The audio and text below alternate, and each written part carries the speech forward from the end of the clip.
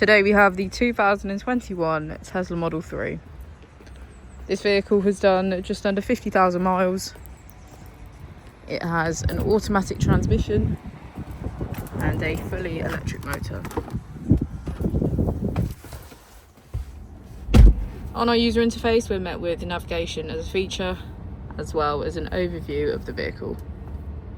This allows us to open the bonnet, charging port and boot, all from within inside the car.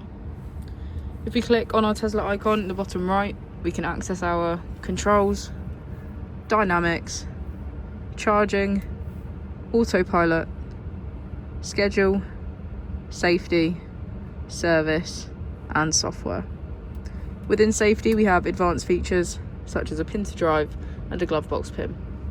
If we go back into software and click on additional vehicle information, we can get a deeper analysis of the vehicle spec. The Model 3 comes with a 360 degrees camera, and with that you can access your dash cam. If we press here, we can access our climate control with heated seats on either side and our heated steering wheel.